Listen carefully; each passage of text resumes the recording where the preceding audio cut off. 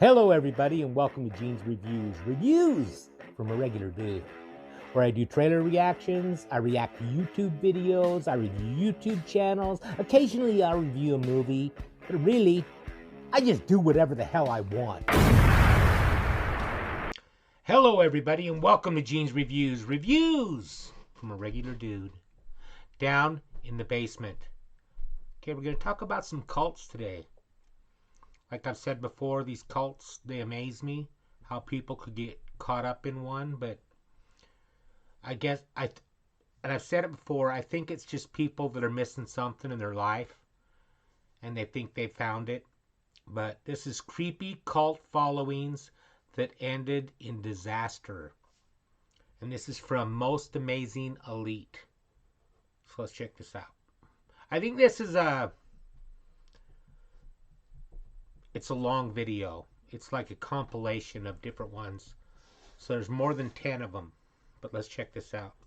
Starting off this list, in our number 10 spot, we have HOGEN FUKUNAGA. HOGEN is the founder of a cult that is often called the foot reading cult. HOGEN made claims that he would be able to diagnose people by examining their feet. Other than his potentially false diagnosis, I've heard about that. This wouldn't be the worst thing in the world, except for the fact that he charged people $900 for a foot reading. HOGEN also claimed to be the world's final savior, third in line after Jesus Christ and Buddha. There you go. This cult started in 1980 while HOGEN was 34 years old and apparently was more than 500 million yen in debt. HOGEN would read people's feet and then tell them their problems, but would say these issues could only be fixed if they attended a cult seminar, which would cost them 2.25 million yen, or if they donated 14.3 million yen to the cult. I feel like this red flag should have been more than enough to warn people, but at one point the group claimed to have 30,000 members. HOGEN was eventually arrested and sentenced to 12 years in prison for fraud,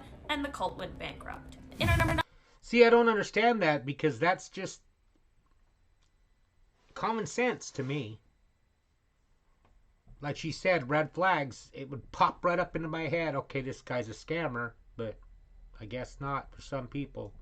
9 spot today, we have Keith Rainier. Keith is one of the more disturbing people on this list, as he founded the multi-level marketing company I've done one on this guy cult before. And front for disgusting crimes, NXIVM, which I believe is pronounced Nexium. Keith started off his multi-level marketing career with the company Amway, and by 1990 he had started his own, which ended up getting shut down for being a pyramid scheme. In 1998, Nexium was founded and was originally called a personal development company and was supposed to help with self-improvement. While this MLM was 1000% a cult, there was a 12-point mission statement which was recited during the cult's classes where they purge themselves of all their envy-based habits. There were different modules for classes like relationship sourcing, which helped the members explore ways that they could financially benefit if their partner suddenly passed away, or there was another class where they learned only about psychopaths and their followers. Eventually, the cult leaders started to branch out and form different organizations related to the cult, and long story long, this cult was not for self-improvement, but was involved in some extremely disturbing things. In 2000,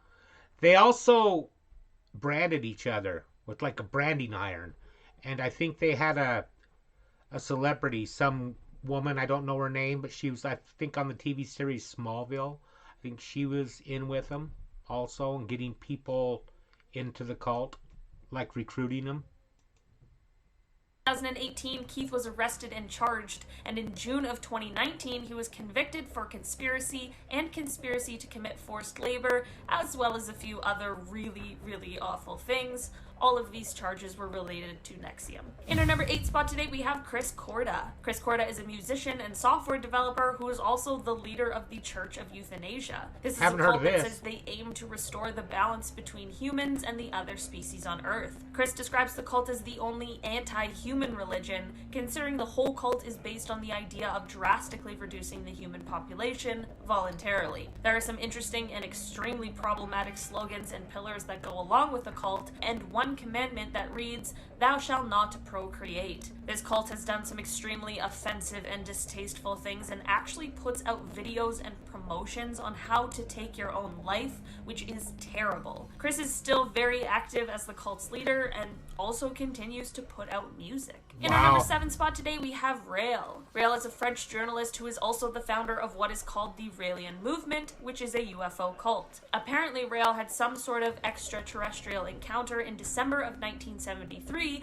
and this is what led him to found this movement. Rael says that during his alien encounter, the alien told him that he was the chosen one, and he needed to spread the message to the people on Earth. This UFO cult believes that humans were created by an alien species, and once we find a way to find peace on Earth, those aliens will come down and tell us our true origins and bring us utopia. He's it seems mentally as though ill. Rael now lives in Canada, and he still continues to spread his message. In our number 6 spot today, we have Larry Ray. Larry Ray is a man who, after being released from prison, moved into his daughter's college dorm room in 2010. Larry and his daughter painted him to be some kind of hero and protector and convinced the other people in the dorm that the government was just out to get him, and that's how he was allowed to move into the dorm. After moving in, he slowly began to manipulate and prey on the people who lived there, isolating them from their friends and family, and began giving them serious and incorrect diagnoses such as schizophrenia. He began to control everything they all did, such as when they ate, what they ate, when they went to sleep, etc., and he would extort them for money, which ended up totaling to more than $1 million.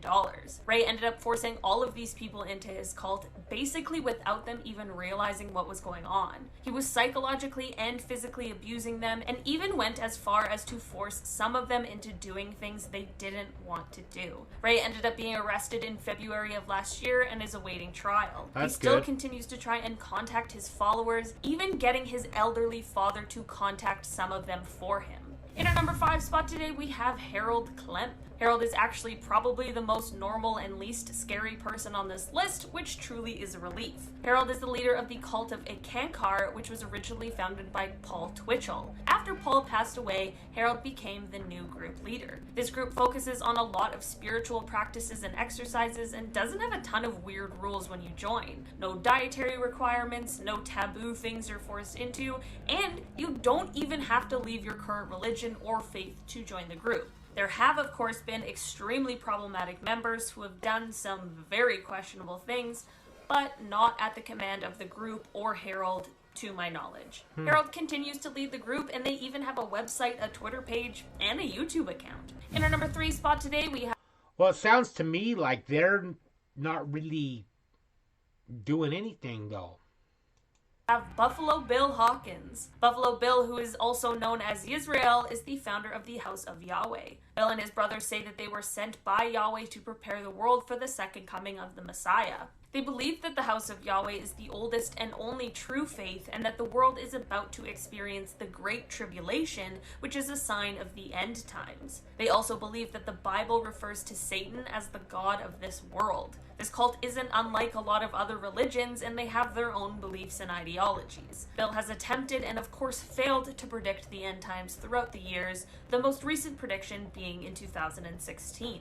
In 2008, Bill was arrested on 4 counts of bigamy, and his bail was originally set at $10 million before it was reduced to $100,000. He ended up being released in 2009 after he pleaded no contest to some other charges that had been laid against him, and he was only given a fine and probation. And our number 2 Well, I remember that in 2016 when they said the world was going to come to an end and everything. I didn't know it was him. But today we have Warren Jeffs. Warren Jeffs is the president Polygamist. of the Fundamentalist Church of Jesus Christ and the Latter-day Saints, and is also serving a life plus 20-year sentence, which is exactly where he should be. His father was once the president of the cult, but when he passed, the position was passed on to Warren. As the new leader of the polygamous cult, he said that no one should even attempt to marry one of his father's widows, but after just a few days, he himself married all of them except for 2, because one refused and then was banned from ever marrying anyone again, and the other one ran away. If your marriage proposal causes someone to flee the cult that they're in, you clearly aren't a very good person. Warren had the power to assign who would marry who, but he also was able to punish a man by taking his wives and children and assigning them to another man. As a man, you had to have at least 3 wives in order to get into heaven, but the more wives, the more likely it would be that you got into heaven. In 2005, the Texas authorities conducted a raid after somebody tipped them off about everything that was going on at the ranch. In 2006, Warren was arrested for being the worst and is still serving his sentence. In our number 1 spot... That's, just so you guys know, the Mormon Church doesn't recognize him at all, and he doesn't really recognize them either. It's a separate thing. Today we have Karen ZERBY. Of course her name is Karen. Don't put that in. Karen is the leader of the cult now known as the Family of Love, but is much better known by its former name, the Children of God. In 1969, Karen joined a group called Teens for Christ and ended up becoming the personal secretary to David Berg, who was the one who founded the group. Eventually, David would divorce his wife in order to marry Karen. Karen had a son named Ricky, and his childhood was made into a book, which was used to show other members of the cult how they should raise their children, but the book included some pretty horrific and disturbing content. At first, Karen wasn't around or extremely active in the cult, but she began to insert herself more and more and began making rules and enforcing discipline. Once David began to get sick in 1988, Karen took over the leadership position that she had been groomed for. After David passed away, she married another leader from the cult. This cult has actually seen a few celebrities over the years. Jeremy Spencer, who was one of the founding members of Fleetwood Mac, is a member of this cult. Joaquin Phoenix and his siblings were unfortunately subject to this terrible cult when they were growing up, but they all chose to leave later in life, and as adults have spoken out about this cult. Unfortunately, Karen is still active as the cult's leader, even though she most definitely should be in prison. Starting off this countdown, we have Heaven's Gate. Found in 1974 and led by Bonnie Nettles and Marshall Applewhite, the Heaven's Gate cult believed in UFOs and impending doom. They convinced their followers that the only way they could escape this was by taking their own lives. By doing this, they believed that they would reach the next level and help evolution on other planets. And according to them, Jesus was an extraterrestrial, and when he died, his body rose from the dead before being carried away by a spaceship. Interesting, I know. In 1997, 39 members took their lives, and they were all found wearing arm patches that read, "Heaven's Gate Away Team." Moving on, at number 9, we have the Church Universal and Triumphant. The Church Universal and Triumphant was founded in 1975. It was run by a woman named Elizabeth Clare Prophet. She made her followers believe that she was a channel for God. Apparently, God told her that the world was going to end, so she moved her church compound near Yellowstone National Park for safety reasons. She said that the end of the world would come in 1990 after a nuclear war between the US and Russia. When that didn't happen... Okay, when she said that the world was going to end in 1990, when it doesn't end, wouldn't that give these people a clue that this woman's not quite all there? A lot of members left the cult. Slowly over time, the cult just dissolved. Okay. In our 8th spot, we have William Miller. William Miller was an American Baptist preacher as well as the founder of Adventism. He was known for preaching about the end of the world, which he prophesied would be in 1844. He thought the end would come as a purifying apocalypse so the world would be cleansed of sinners. Miller and his followers, the Millerites, believed that there would be a fire in which saints would be resurrected and they would cleanse the world of this evil. When this didn't happen, he lost his loyal followers. In fact, the day in which the world didn't end is now referred to as the Great Disappointment. In our 7th spot, we have Jim Jones. Jim Jones is known as one of the most famous cult leaders in the world. He was the founder and leader of the People's Temple, which he ran in an isolated area in the Guyanese jungle. He convinced his followers that the government was coming for him and that they were going to start a thermonuclear war. In fact, he believed that on July 15th, 1967, a nuclear attack was going to happen.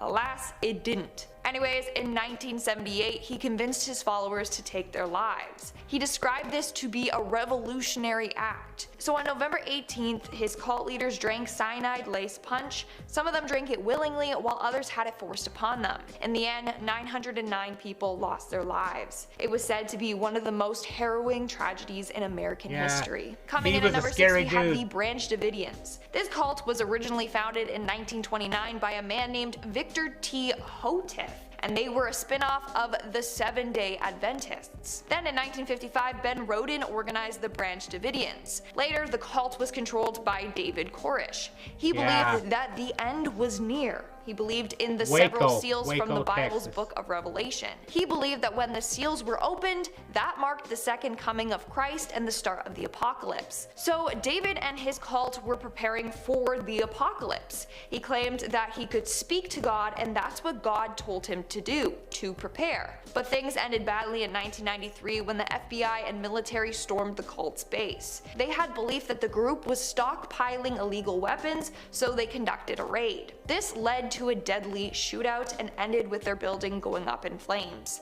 This resulted in the death of 76 cult members. We're now at our fifth and... Do you think that most of these people, these cult leaders, actually believe what they're doing, or do you think it's just they're just evil? Let me know in the comments down below. I think some of them probably do believe it and they're evil, and I think others are just mentally ill.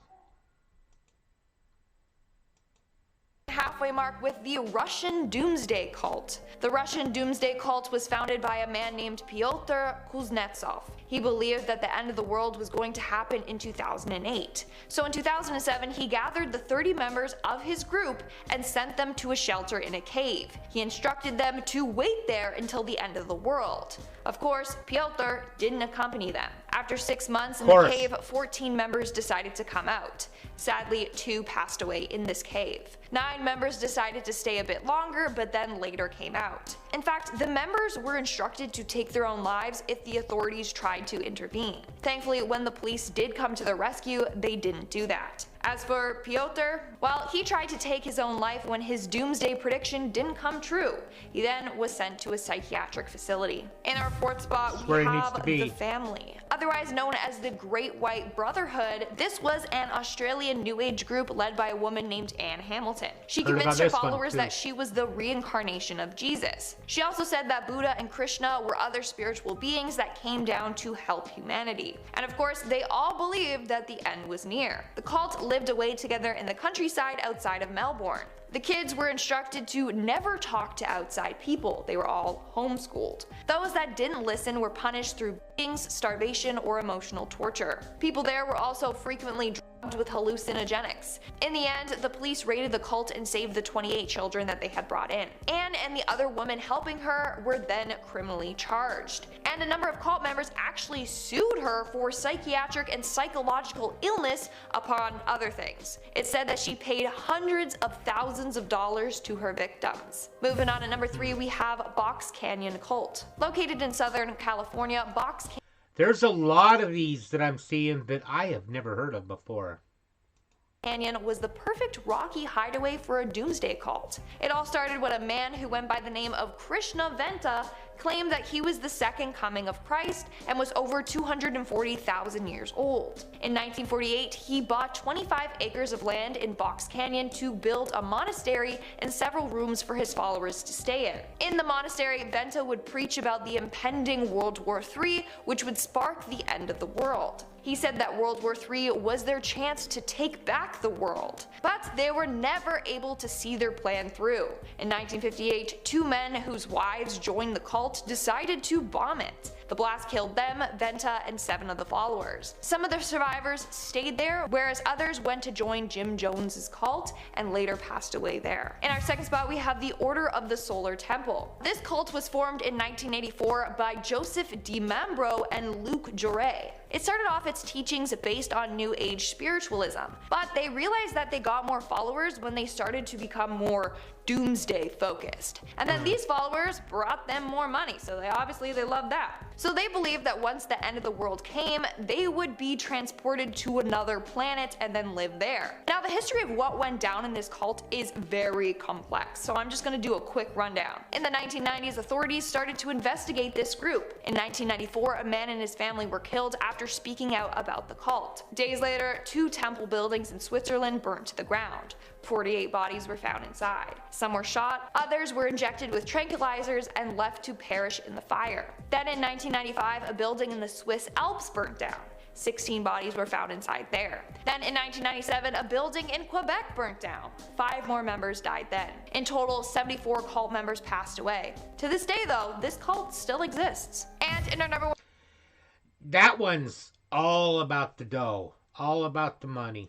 One spot today, we have the Shinrikyo cult. Yeah, this guy. The Shinrikyo cult was founded in 1984 by a man named Shoko Ashihara. Members of this cult believed that the end of the world was near. The leader predicted that it would occur in 1996 or between 1999 and 2003. But he claimed that the members were going to be the only ones that survived. But in order to become a member, they would have to sign their estates over to the group, which in the end made him incredibly wealthy.